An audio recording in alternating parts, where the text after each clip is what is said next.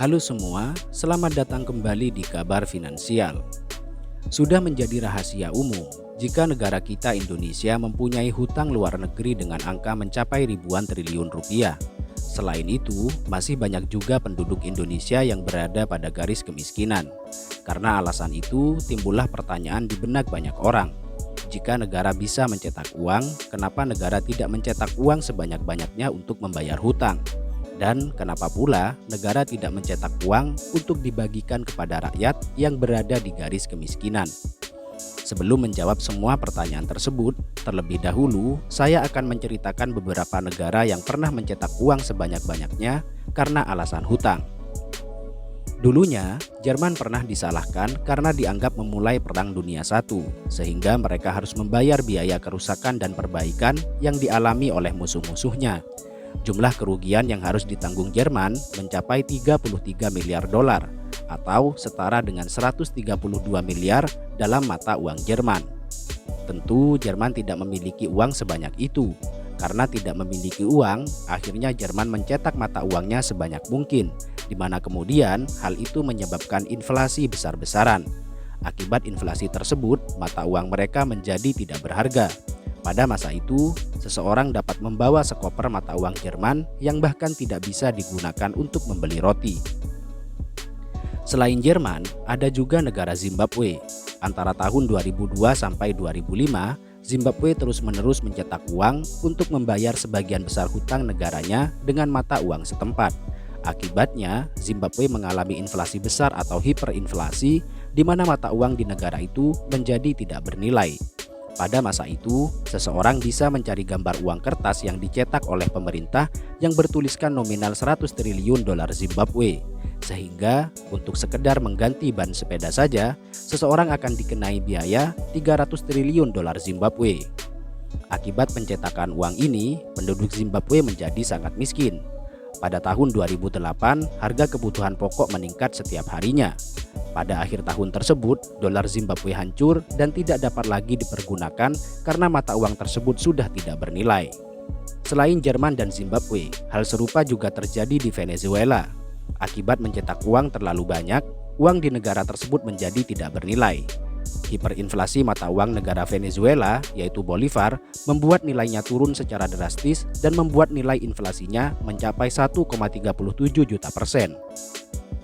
Akibat mata uang yang tidak bernilai, untuk makan di restoran saja, masyarakat Venezuela harus membawa sekoper uang, sehingga mereka lebih baik membawa 1 atau 2 lembar dolar AS untuk membayar di restoran, daripada harus membawa satu koper yang penuh dengan mata uang Bolivar. Itulah kisah beberapa negara yang justru mengalami krisis hebat karena mencetak uang terlalu banyak. Dari kisah ini, kita mempunyai sedikit gambaran mengapa banyak negara di dunia tidak mencetak uang untuk membayar hutang-hutangnya kepada negara lain, atau diberikan kepada rakyatnya yang masih miskin. Karena ternyata dengan mencetak uang terlalu banyak, justru akan membahayakan ekonomi negara itu sendiri.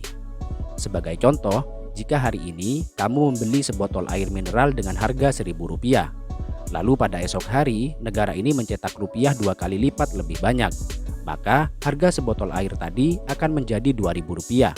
Bila negara ini mencetak uangnya 4 kali lebih banyak, maka harga sebotol air tadi akan menjadi Rp4.000, dan begitulah seterusnya. Semakin banyak uang yang beredar, maka semakin tinggi pula harga barang atau jasa yang harus dibayar. Dan ketika jumlah uang setara atau lebih banyak dari jumlah barang atau jasa yang dibutuhkan, maka uang itu semakin tidak bernilai. Kondisi inilah yang disebut dengan inflasi.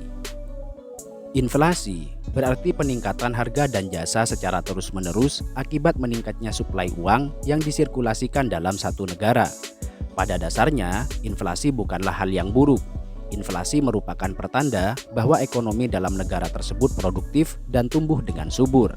Adanya inflasi menjadi penanda akan adanya lebih banyak barang dan jasa yang diproduksi dan disalurkan, serta adanya peningkatan dalam lapangan pekerjaan sekaligus upah pekerja.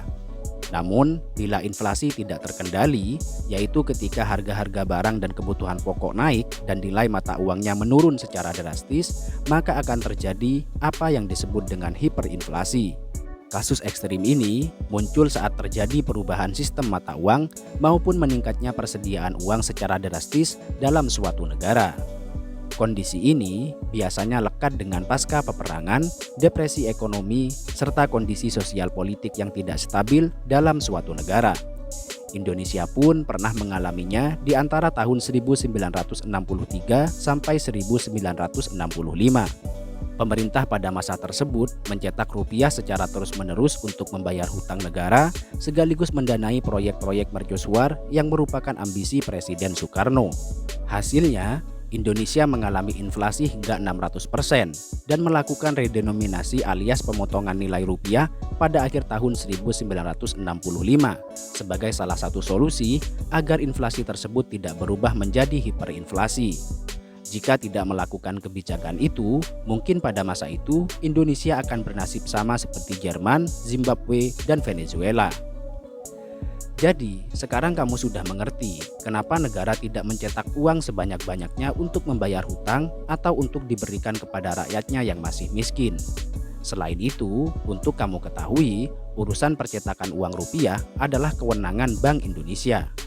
Hal ini diatur dalam Undang-Undang Dasar 1945 Pasal 23D yang menjelaskan bahwa negara memiliki suatu bank sentral yang susunan, kedudukan, kewenangan, tanggung jawab, dan independensinya diatur dengan undang-undang. Jadi di sini sudah sangat jelas bahwa pemerintah tidak berwenang mencetak uang, karena kewenangan tersebut diserahkan kepada bank sentral sebagai lembaga independen.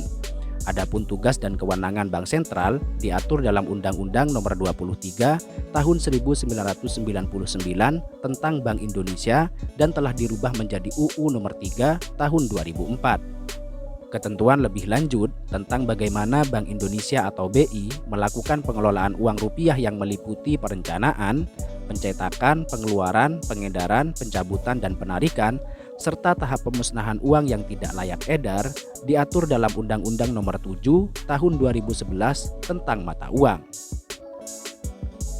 Kesimpulannya, sebuah negara tidak bisa membayar hutang-hutangnya atau meningkatkan kesejahteraan masyarakatnya dengan mencetak uang sebanyak mungkin. Satu-satunya cara agar negara miskin dapat menjadi kaya adalah dengan memproduksi nilai, baik nilai uang maupun nilai produksi. Mereka harus dapat mengukur populasinya dan bagaimana mereka dapat bekerja secara produktif. Hal tersebut tentunya tergantung pada masing-masing negara. Apa yang menjadi kekuatan negara mereka, apa komoditas besarnya, karakter masyarakatnya, dan lain sebagainya. Itu saja untuk hari ini. Semoga bermanfaat dan sampai berjumpa di video berikutnya.